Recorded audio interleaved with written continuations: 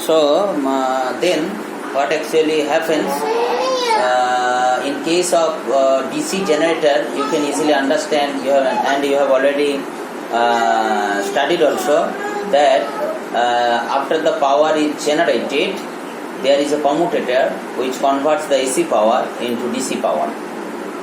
And AC in case of AC, there is no need of commutator. Rather, AC in case of AC synchronous, therefore what is the main function here? That means you have to create a varying magnetic field that will cut with the stator.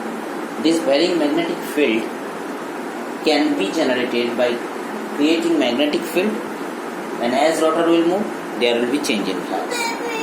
Now, how this magnetic field is generated? Two ways. One is by using permanent magnet, and another by, now if you place the permanent magnets here, then there will be magnetic field.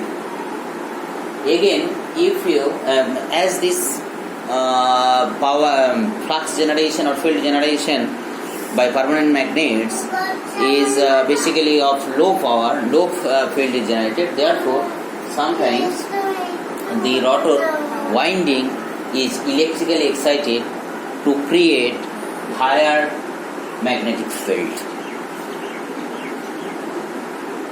So, AC synchronous motor may be of two types, permanent magnet, and another is electrically excited. And AC asynchronous is of two types, fixed speed induction and double speed induction.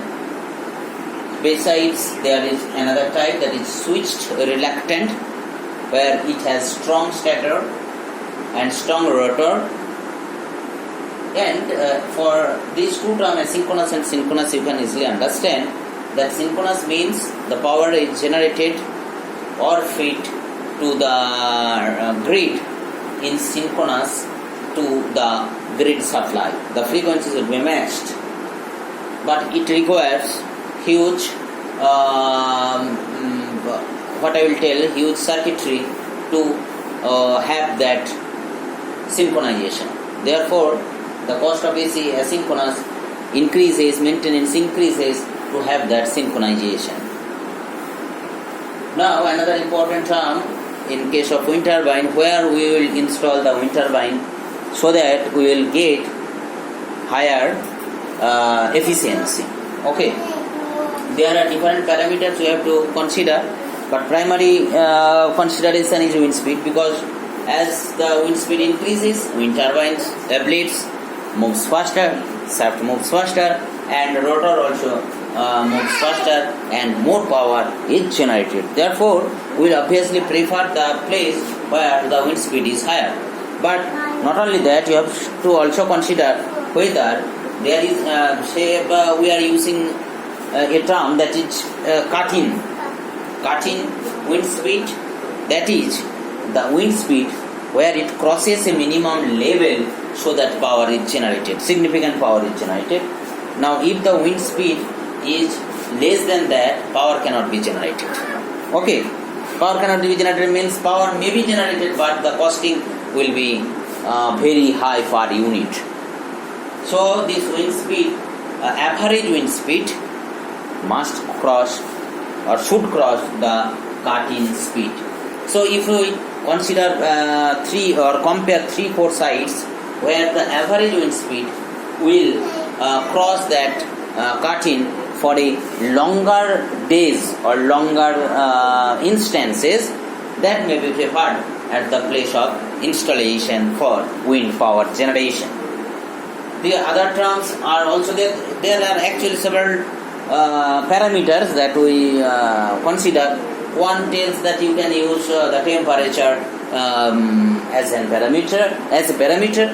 Well, if the temperature is low, then the density of the air will be higher, and if the density increases, you can see the mass will be higher of the air. Therefore, half m dot v square. Therefore, wind power extraction, wind power input in wind power or power extraction will be higher. besides there are other parameters also, like whether you will place that onshore or offshore. If you place that onshore, you can place at the speed may be higher, but the problem is the maintenance cost will be in case of offshore it will be higher, but at onshore the place is sorry. So in I don't know whether we have used in the previous offshore or onshore. So in case of offshore or onshore, I am repeating that if you place the blades or the wind generator at onshore, the advantage is that the maintenance cost will be less. But in case of offshore, you can have more power efficiency, you can have more space to install, but the maintenance cost will be higher. Therefore, each place has some advantages, disadvantages. The distance from the power station should be low as much possible. There are other risks cases like if storm comes, how frequently storm is coming, whether it is crossing several times the cut-off speed. Cut-off speed means after which the generator should be stopped to avoid affected by the storm, etc. So there are several terms where we must consider before installing or during installing a wind generator. Thank you.